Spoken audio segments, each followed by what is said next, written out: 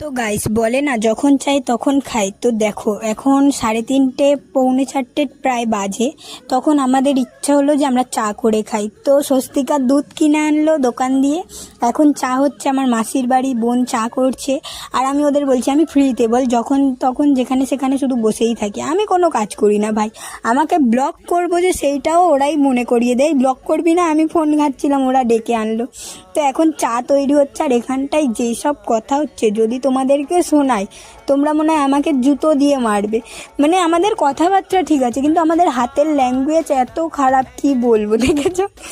তো এখানটায় স্বস্তিকা কালকের বাড়ি চলে যাবে, সেই জন্যেই মানে আর কি একটু তাড়াতাড়ি দিয়ে গল্প করা স্টার্ট হয়েছে।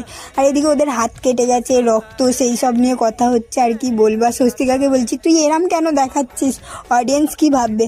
বুলটি বলছে যে লোকে জানে সব কিছুই বোঝে, নিয়ে একটু ওরম করিস না, আমরা বান্ধবীরা একসঙ্গে থাকবো আর কোনো উল্টোপাল্টা কথা হবে না, এটা কখনো হয়েছে।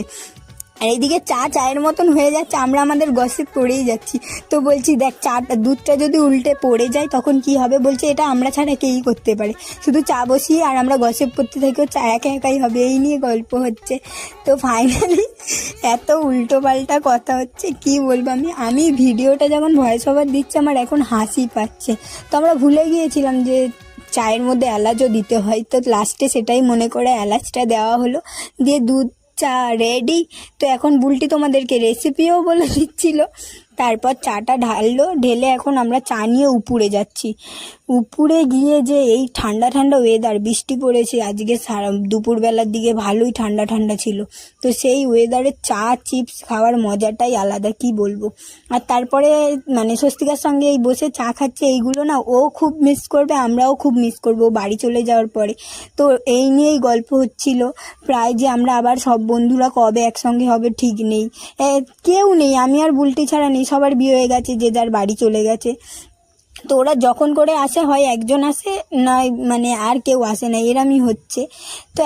তো এখন আমাদের হঠাৎ প্ল্যান হলো যে চল নদীর পাড় দিয়ে ঘুরে আসি। তো আমাদের কোথাও যাওয়ার নেই বলতে গেলে, আমরা কোথাও যাওয়া মানেই ভাবি নদীর পাড়।